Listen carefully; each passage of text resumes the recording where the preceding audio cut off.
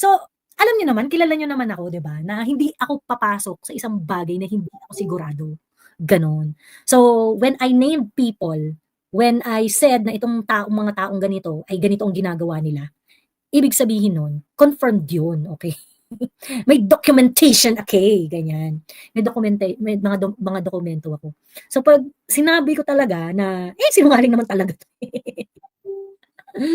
ibig sabihin sinungaling talaga 'yan, gano'n. So, ngayon, 'di ba nga dito sa barangay natin merong mga mythical creature. Yung mythical creature na yun sobrang sinungaling nun. Dalawa sila, tapos yung isa parang, ano, tinanggal niya na yung kanyang kembot sa ano na siya, parang nag-leave of absence, ganyan. Ayun, so yung nagtatanong kasi na, ano daw yung pinag-usapan doon sa Zoom meeting, ganyan. Siyempre hindi ko puwedeng sabihin lahat, pero ang puwede ko lang sabihin is that, nagtanong talaga ako at humingi ng mga kumpirmasyon. So ngayon, itong mga tao na 'to, na kuda ng kuda, na, "Hindi namin ginagamit si Kinembo-Rat, ganyan-ganyan. Ay hindi namin ano, ganyan-ganyan. Nagbigay ako ng donation, na-scam ako. Totoo ang sinasabi ni ganito," ganyan-ganyan. This is exactly the reason why I have to do this. Kasi nga, yung mga tao na yun ang magre-reveal ng sarili nila eventually. 'Di ba? Sila yung magre-reveal ng mga sari-sarili nila, gano'n. So, I think by now, everyone should be warned. I do not have to specify, 'di ba? Ang kailangan ko lang right amount of patol. All I need is right amount of patol so that there would be back and forth of bashing, there would be back and forth of 'di ba? Right amount of catfight and people are going to reveal themselves.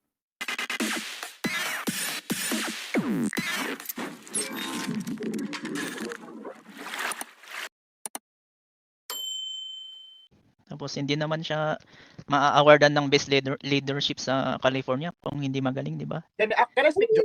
Can I speak? Napanood ko go, yung video go, go, na-awardan siya. go, Aldo. Kenneth, do you like Maria Reza? Kilala mo ba si Kilala ko yun, yung nasa Rappler.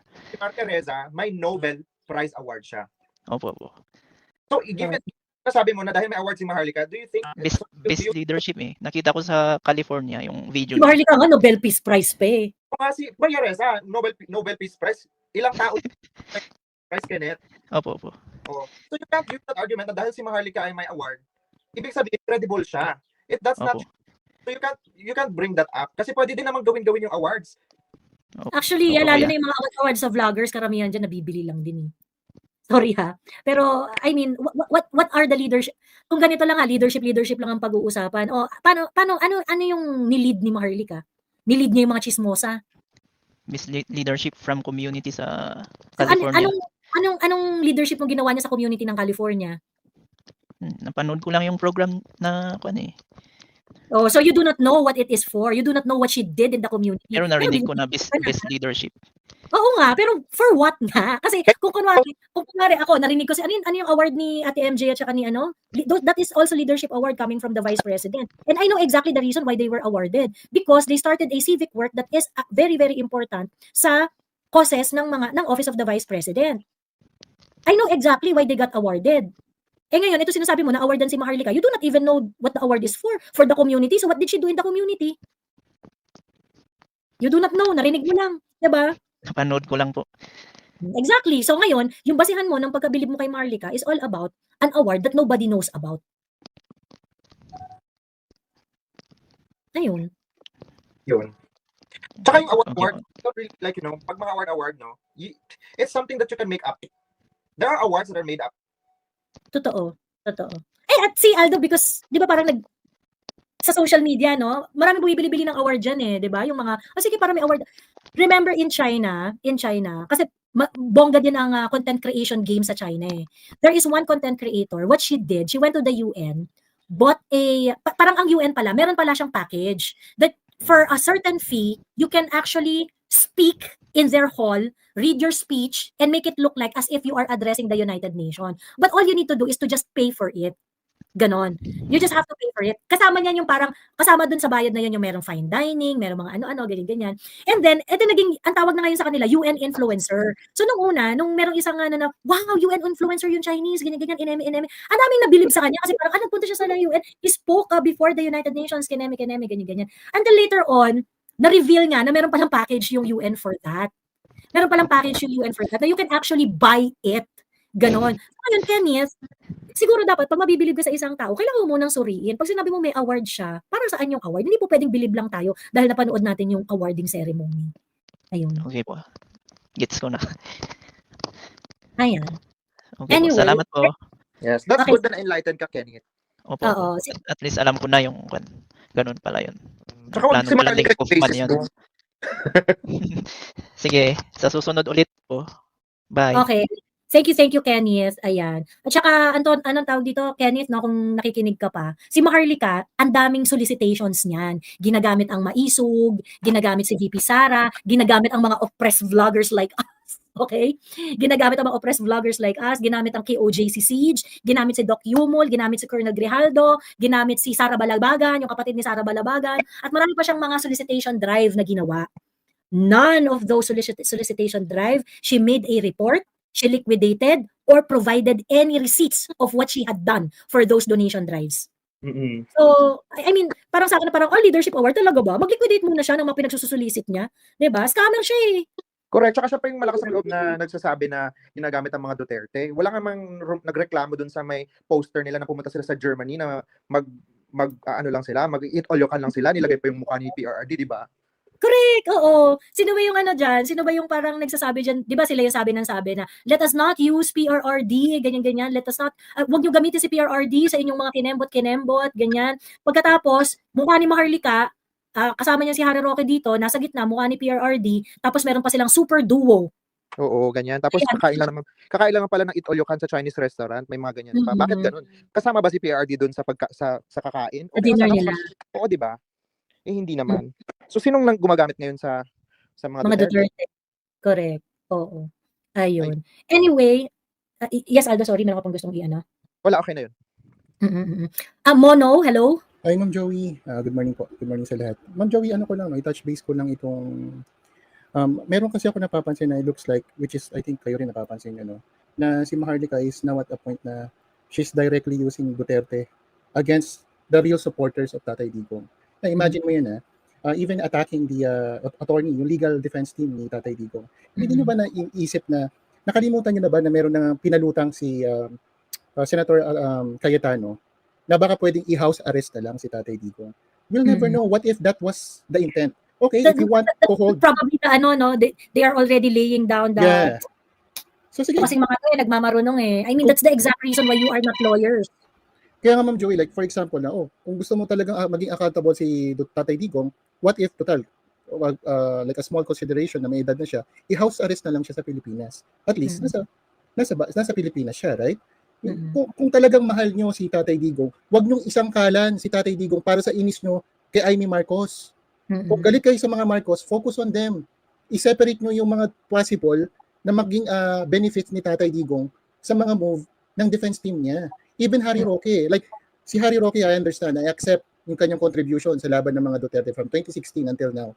But if mayroon siya mga gustong sabihin, I can understand siya, Ma'am Joey, kasi naalala mo dun sa isang interview niya, sabi niya, kung nakinig lang sa akin, yung mga malapit kay Tatay Digong about sa ICC, dapat hindi nila binaliwala. So parang he was somehow vindicated sa nangyari kay Tatay Digong because I think he felt na, I was proven na totoo yung aking assumptions noon. But please, Attorney Harry Roque, stop what you're doing. Hayaan lang muna natin yung defense team ni Tatay Digong and let the Duterte speak for themselves. Nandiyan naman si Vice President Sara, she's more willing and capable to speak to us. So wag niyo pangunahan yung issue ng mga love life ni Tatay Digong. Don't mix it. It's not helping Tatay Digong. Ano ba kayo? Like, it doesn't mean that you contributed a huge amount of effort sa panahon ni Tatay Digong. It doesn't give you the license to do what you're doing now. Yes. Kasi kami mismong supporters talaga ni Tatay Digong ang makakabangga nyo. And look at what's happening now. Diba? Napatunayan na. Anong sabi niya doon sa post, Ma'am Joey, yung post ni Maharlika, right? Minention niya na. Para daw doon sa kita. Para ikaw ay kumita. Who's thinking about kita, guys? Sa atin dito, may nag-isip ba ng kita? Siya lang. Wala. Abonado pa nga kami. Exactly. True. Actually, oo. Bukas na. Oo. Banas na nga yung mga donors dyan kay Alvin at saka kila Aldo. Kasi everything's daw. Ano ba itong dalawang batang to? Parang wala namang ano. Ba't ayaw nilang tumanggap ng ng donation? Ganyan. Kasi diba, follow natin yung rules ni VP. No donations, no gifts. Kasi Correct.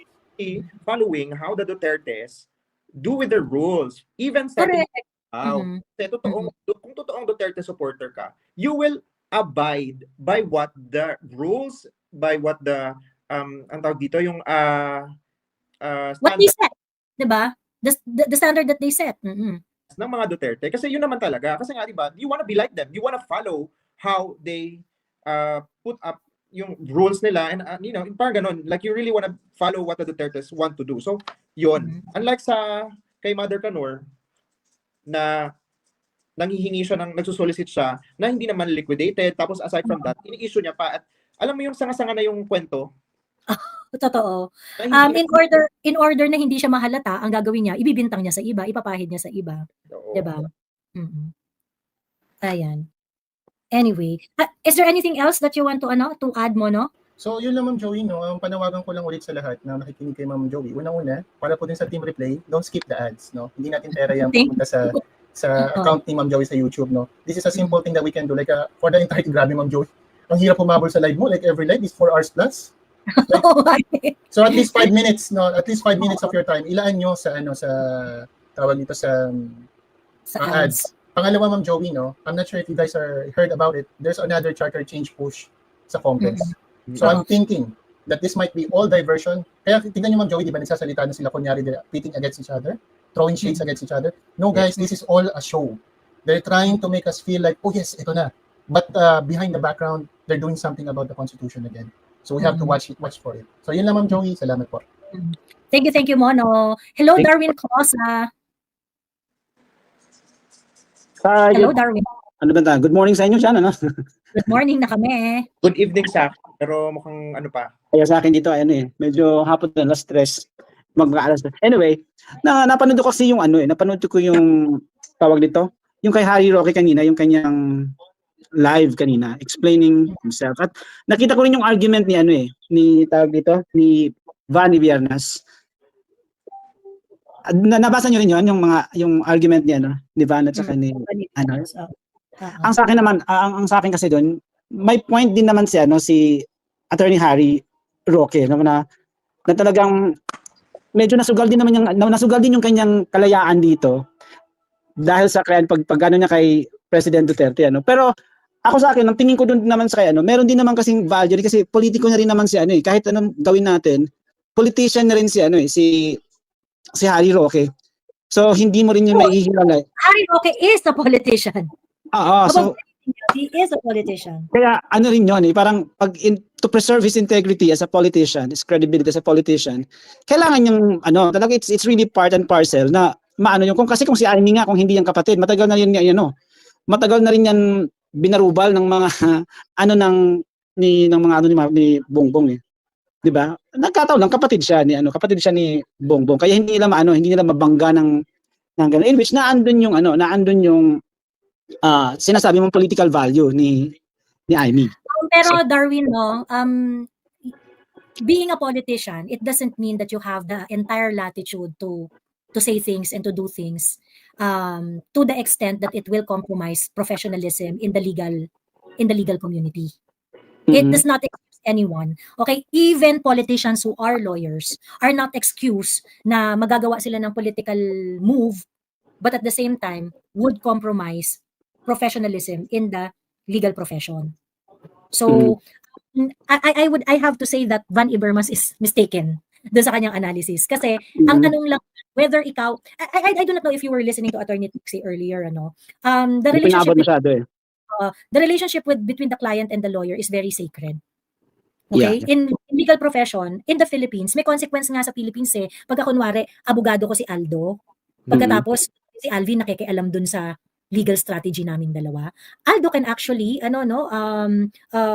take an action against, dito sa Pilipinas take an action against Alvin kung nakikialam si Alvin dun sa legal strategy naming dalawa. Kasi ako ang kliyente ni Aldo pagkatapos pakikialam ni Alvin, that would violate code of ethical standard ng mga abogado. And that is something that is actionable in our jurisdiction. Okay? So ganito yan, yung pagiging politiko mo is not an excuse kapag gagawa ka ng kahit ano na gusto mong i-push yung political agenda mo and things like that. Kaya nga sabi ko nung last time, hindi ko alam kung nakinig ka nung live ko last time, naiintindihan ko na naghahanap ng paraan si Attorney Harry Roque para makatulong. So kung ang suggestion niya, ganito, ito ang suggestion ko, magpunta tayo sa local court kasi ganito. Yeah, he voiced out his suggestion. It was not taken into account, it was not taken into consideration by the legal team of Attorney Kaufman. Then that's it, pansit. Ganun lang. You release your suggestion, it was not that's it, pansit. But you cannot na parang, hindi nyo kami mapipigilan na ganyan.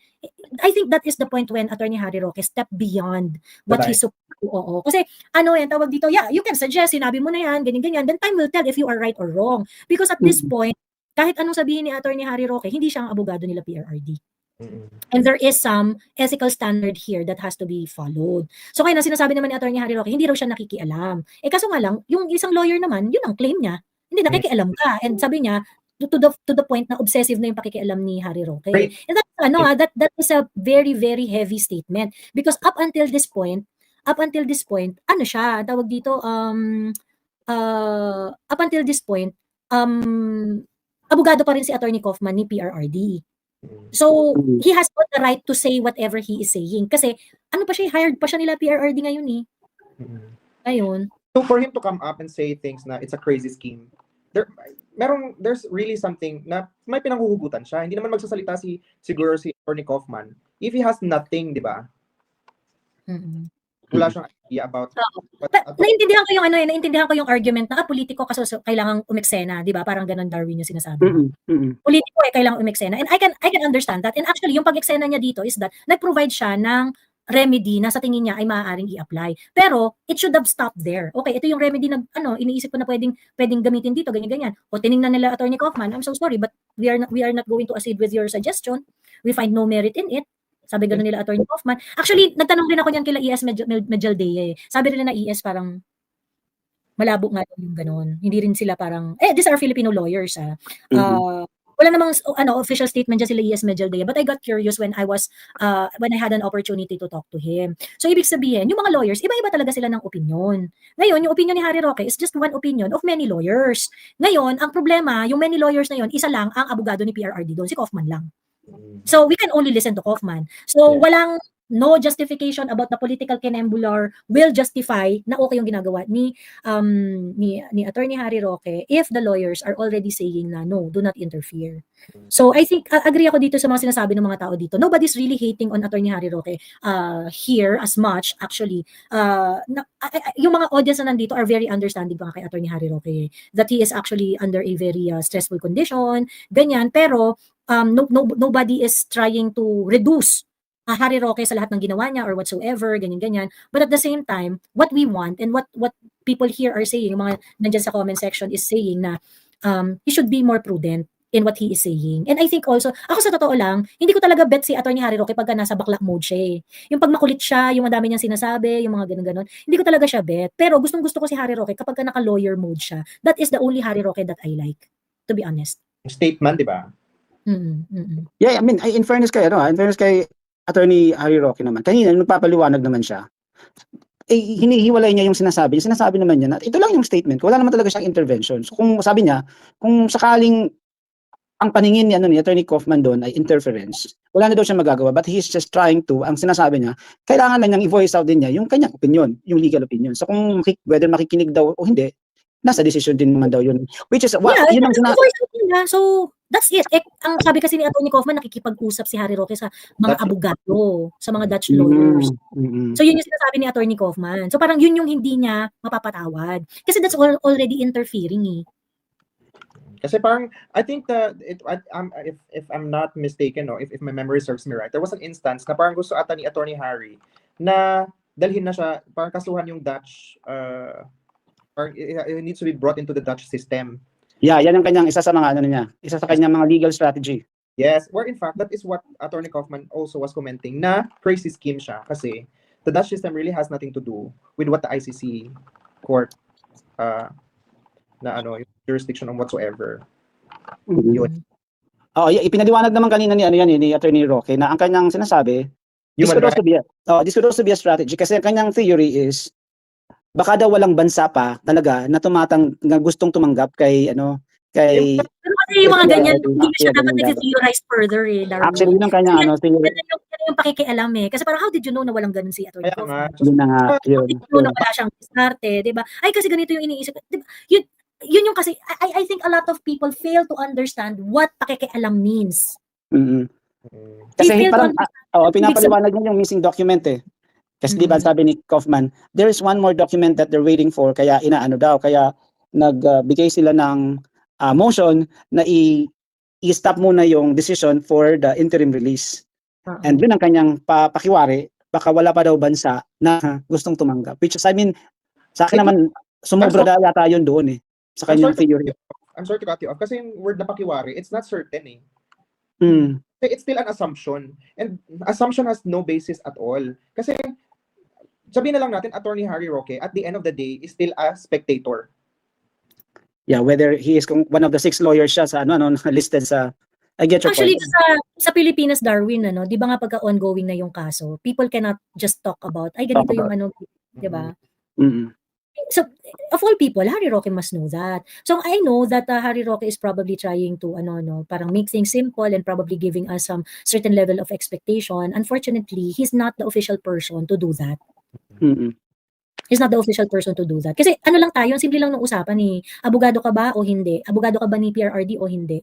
So if you are not, then, 'di ba? Parang kailangan mag-defer. Kailangan mag-defer dun sa tamang tao na maaaring makapagbigay ng proper expectations dito sa kasong to.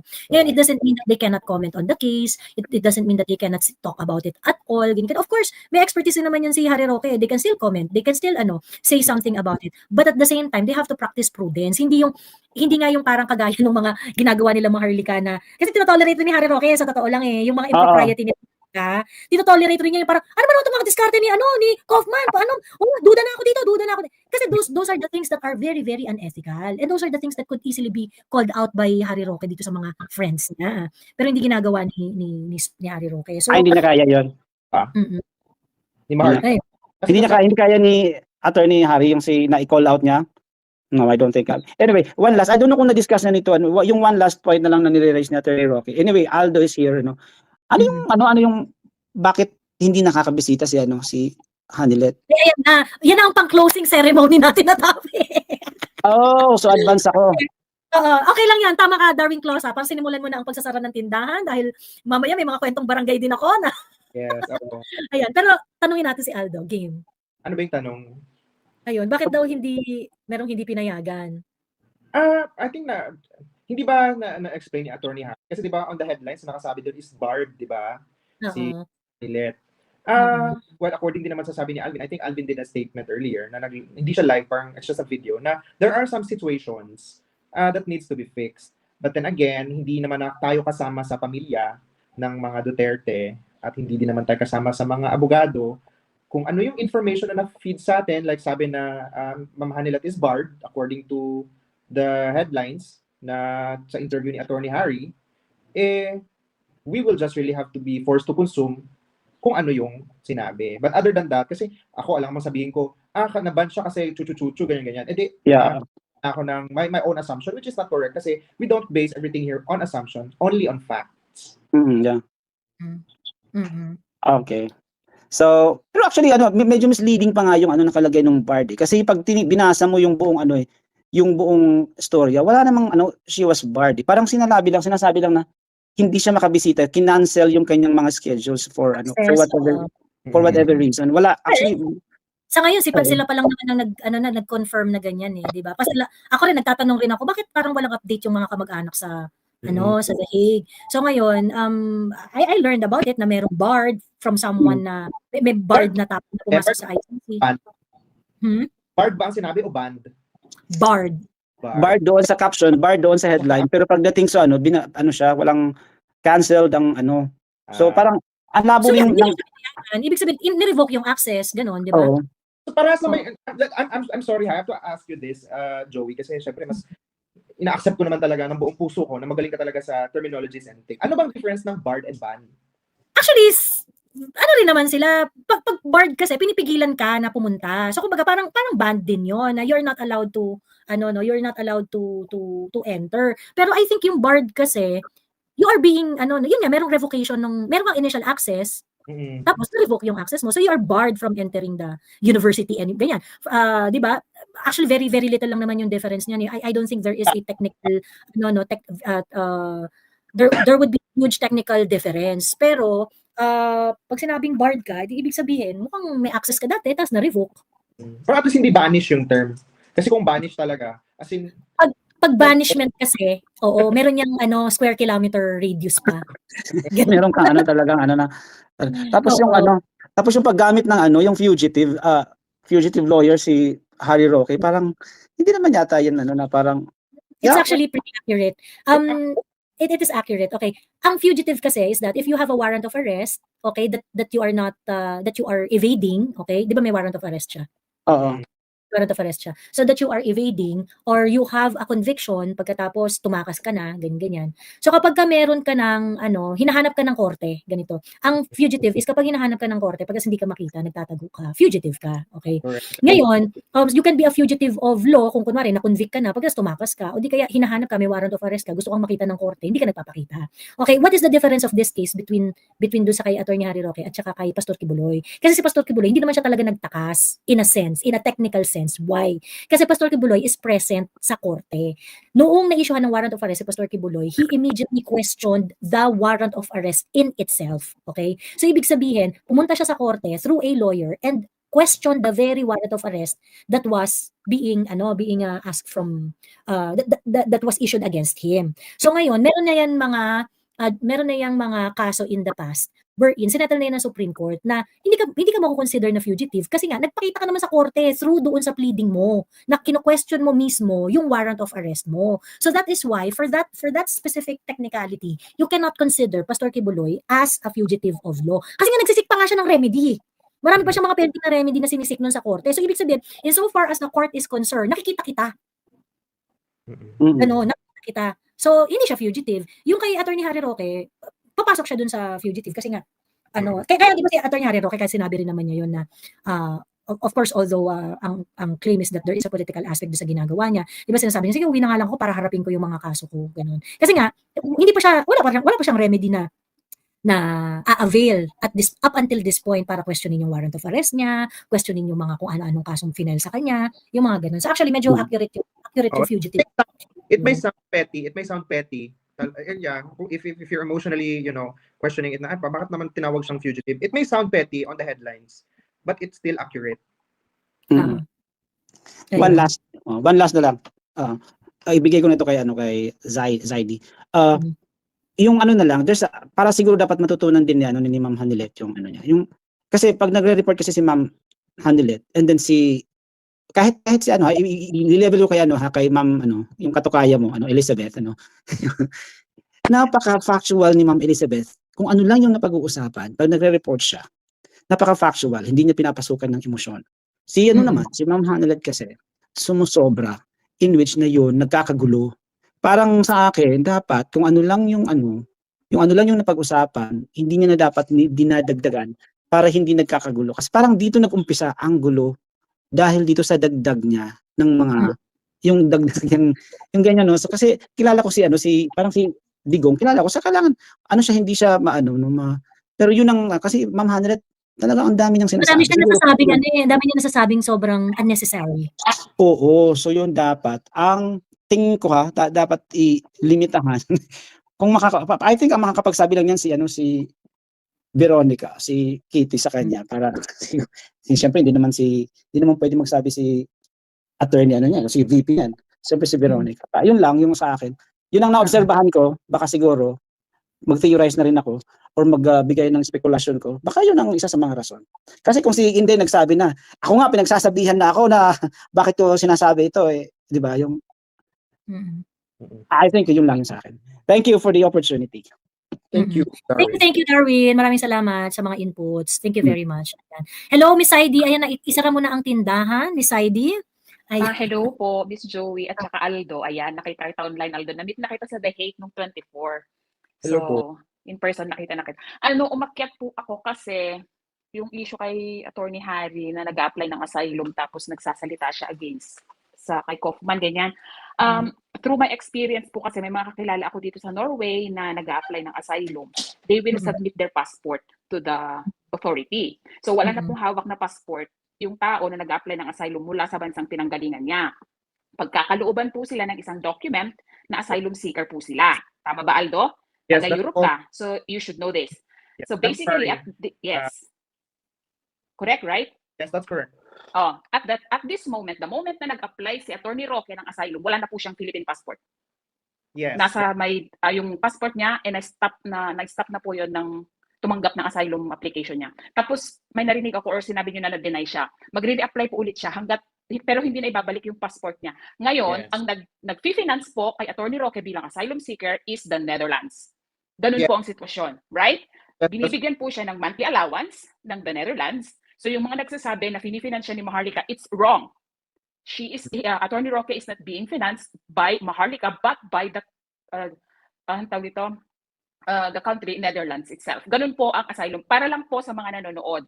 Nandiyan si Aldo, magsasabi ng, sinungaling ako kung hindi totoo itong sinasabi ko. This is the process of seeking asylum. So nakakapunta po siya sa Germany, sa Switzerland, or somewhere else in Europe na merong same rules like asylum seekers. So yung document po na is parang passport. Kulay green po yata yun, pero nakalagay doon, asylum applicant, ganon. So yun po yung pinaka-passport niya. I think it's not passport, it's like an ID. Parang Yes. yeah. So sa ID sa inyo, sa amin kasi sa Norway, it's like a green passport, pero ano pala ang nakalagay doon? Data, parang ganon. Yun sa amin, hindi po siya ID. So doon tayo nagkaiba. Okay.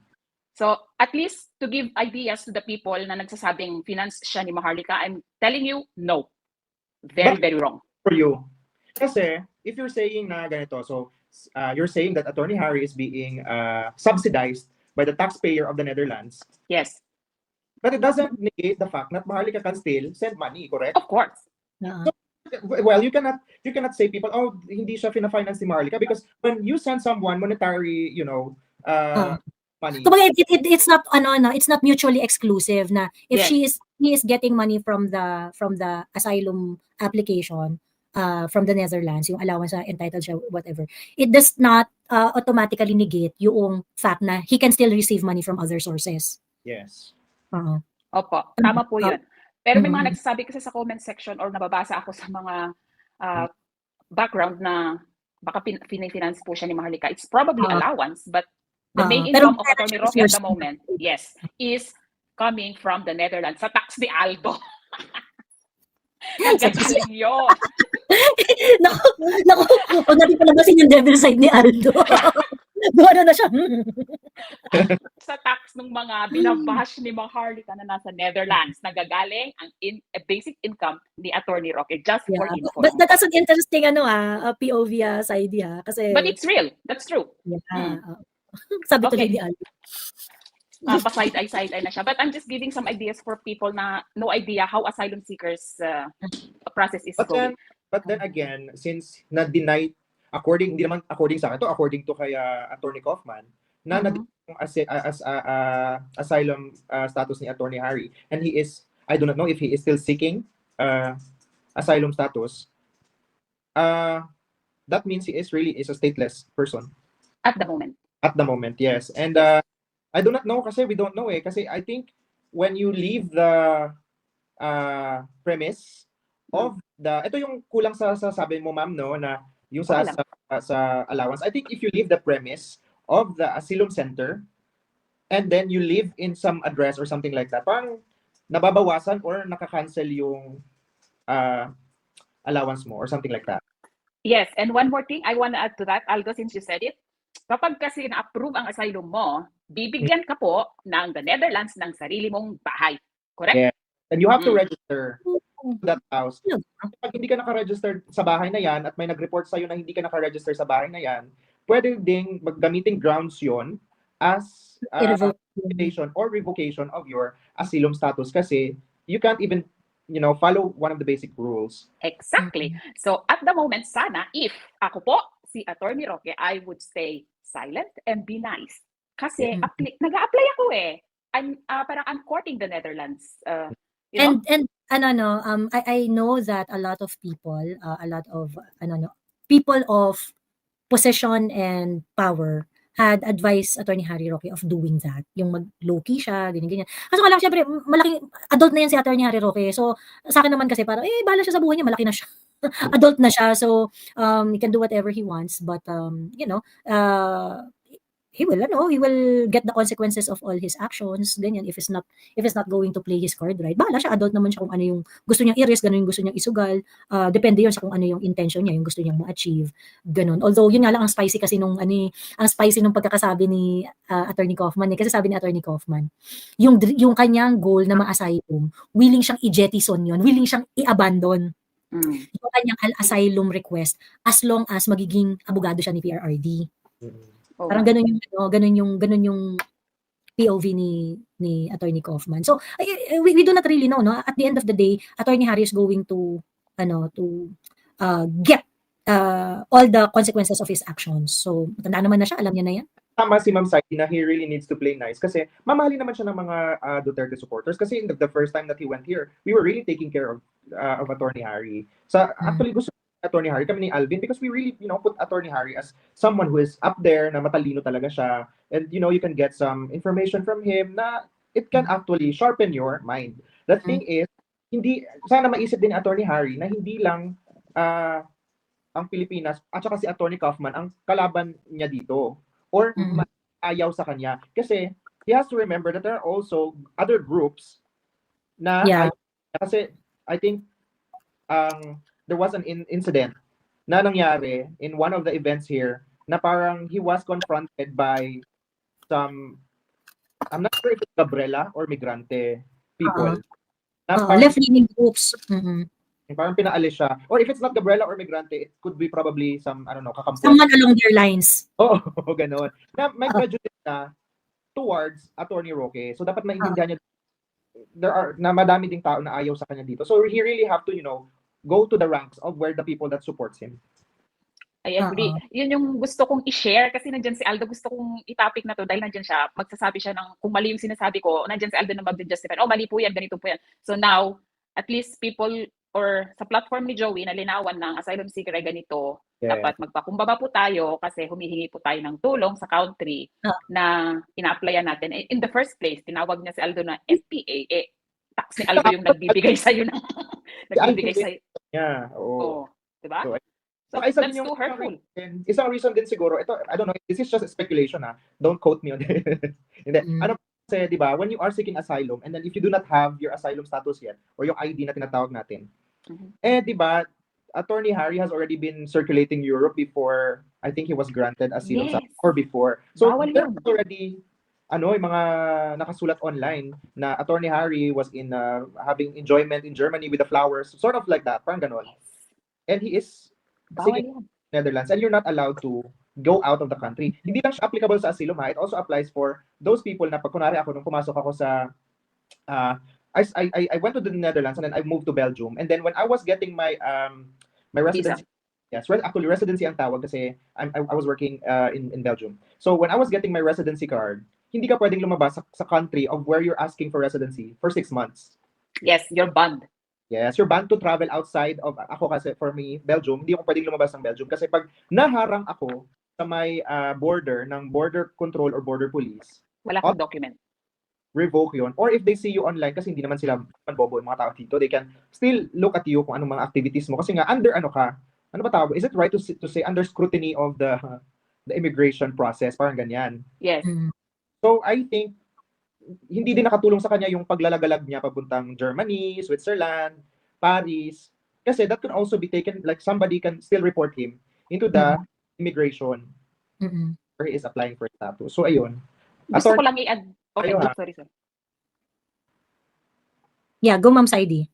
Gusto ko lang i-add sa sinabi ni Aldo kasi I'm one of those person na naka-experience ng the same. Okay? From student visa, transferring to residency visa. Bawal ka po talaga, not unless hawak mo, yung papers mo is nasa UDI ang tawag sa amin sa Foreign Affairs, you're not really allowed to get out of the country. Yun ang kinakataka ko din, kagaya ng iniisip mo, Aldo. How can he get out of the Netherlands when he doesn't have official papers? Yes. Pero hindi namin sinumbong si attorney, ha? Kasi we love attorney. Baka hindi kayo, baka yung mga police nakikita nila sa website, sa internet, you know. Kasi They have all their, yeah. Ay, nagmo-monitor nakikita sila, di ba? Mhm. So, yun. I'm sorry to cut to blow the bubbles of saying na Maharlika is the financer. Allowance probably, pero yun lang po yung point of view ko for the moment since nandyan si Aldo, and thank you very much for the time. Thank you. Salamat. See you sa September 22 from... I will be there. Bye-bye. Bye-bye. Thank you, Miss Heidi. Maraming salamat. Ayan. Aldo, mag-ano ka na? Mag-closing remarks ka na. Closing spills na ba tayo? Ayan, sa lahat ng mga viewers ni Madam Joey, ang aming upcoming emeritus ng Dentist naman si Sir Coco. Kasi ko, yung magdadaan pala kay Kuya Miko, namomroblema sa signal. Kaya hindi na siya nakaakyat. Ayan. So ayun, let's all be discerning on every information that we are supposed to consume. Kasi hindi lahat ng sinasabi ng ni Mother Canor ay totoo. So, yun, let's all be discerning, especially also with the mainstream media. Hindi lahat ng, kasi hindi naman control ng any other person yung truth. Kasi diba, sabi nga, sino ba nagsabi nun? Si Sas ba nagsabi nun? Na truth pag more than one, Sorry, go ahead. Yung truth is like, it can be true. My truth now can be truth, but tomorrow, parang iba na siya. It could not be true anymore. Diba? Si Atty. Trixie yan. Si Atty. Trixie ba nagsabi nun? Sorry. Yes. So, yun lang naman. Let's all be discerning. Let's all be critical thinkers kasi gano'n naman talaga dapat. And at the end of the day, maging tao pa rin tayo. Correct. Tayo, gano'n. So, yun. At maraming salamat din. Ayan. Thank you, Aldo. Maraming salamat. Ayan. Ang tawag dito, may mag-share kasi ako, may magkukwentong barangay lang ako dito ng very, very quick before ako mag-end live. Pero kung gusto mong okay naman na if you want to. Pero okay, thank you, Aldo. Maraming salamat. I hope to see you in September. Yes, good luck. Oo nga. Okay, ayan. Sige na, ready na kayo? Ready na? Ayun, okay. So, alam niyo naman, kilala niyo naman ako, 'di ba? Na hindi ako papasok sa isang bagay na hindi ako sigurado. Ganon. So, when I named people, when I said na itong mga taong ganito ay ganito ang ginagawa nila, ibig sabihin nun, confirmed yun, okay? May documentation, okay, ganyan.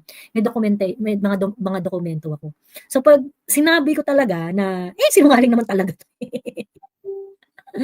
Ibig sabihin, sinungaling talaga yan. Ganon. So, ngayon, di ba nga dito sa barangay natin, merong mga mythical creature. Yung mythical creature na yun, sobrang sinungaling nun. Dalawa sila eh. Tapos yung isa, parang, tinanggal niya na yung kanyang kembot sa, ano na siya, parang nag-leave of absence. Ganyan. Ayun. So, yung nagtatanong kasi, na, ano daw yung pinag-usapan doon sa Zoom meeting, ganyan. Siyempre, hindi ko pwedeng sabihin lahat. Pero, ang pwede ko lang sabihin is that, nagtanong talaga ako at humingi ng mga kumpirmasyon.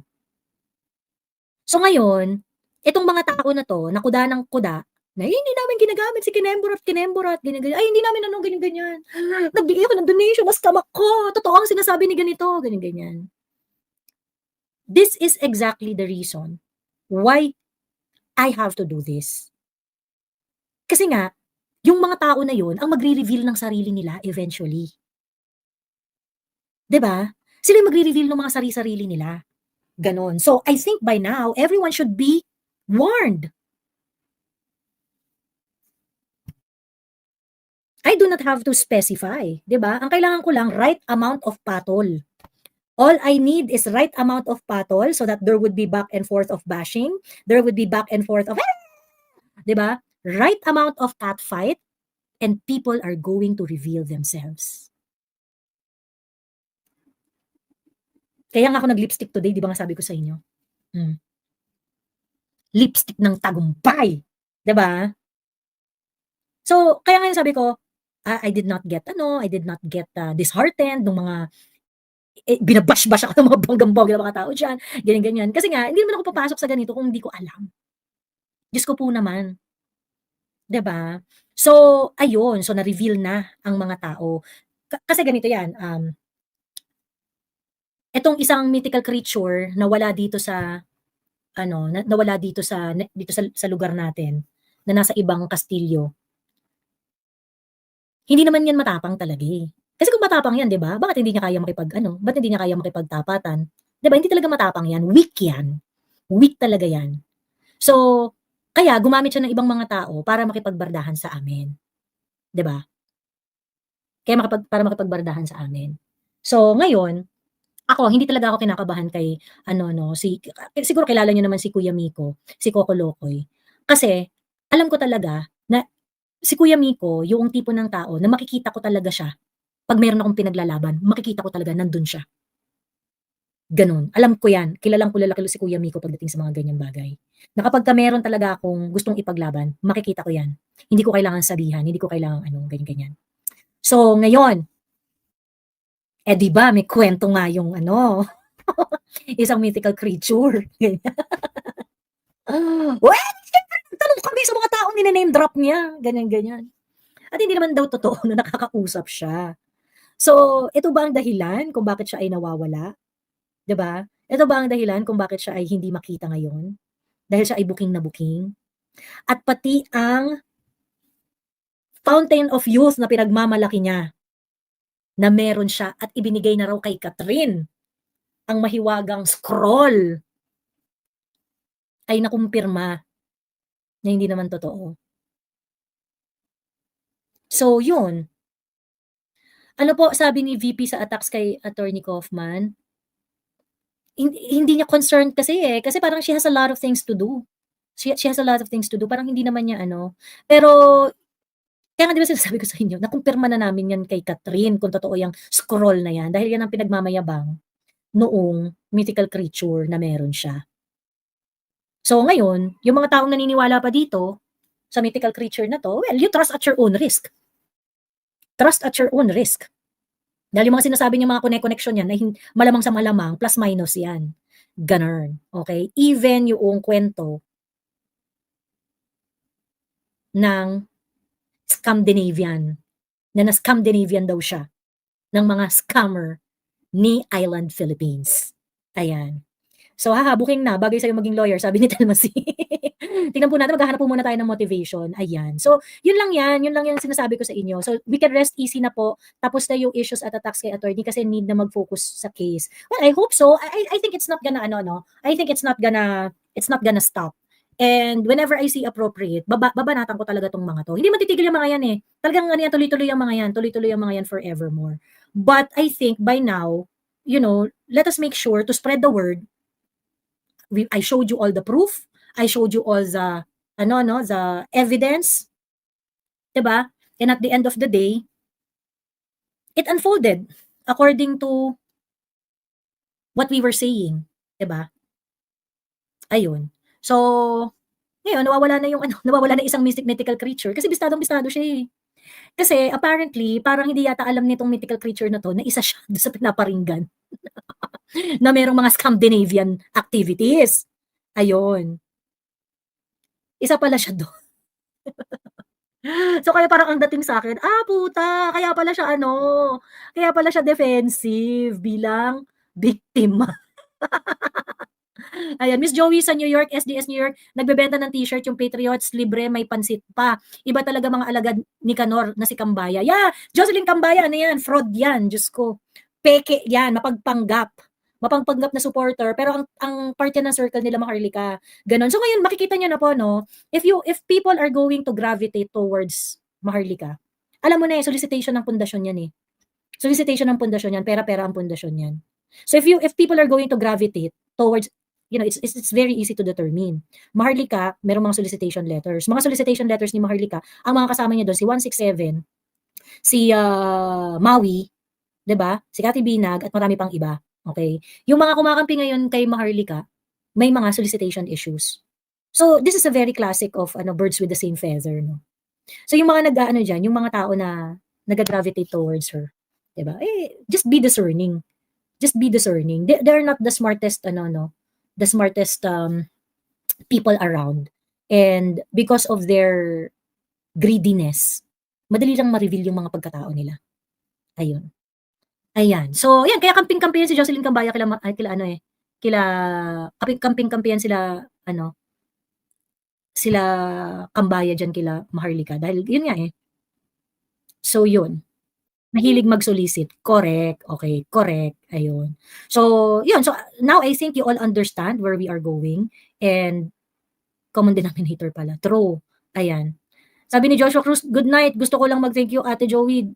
Nahanap ko ulit page at channel mo, kaya pala hindi ka lumilitaw sa notif at algorithm ko. Keep the good works po. God bless you. Ayan. So, yun lang, no? Maraming salamat at tayo'y matulog na. Dahil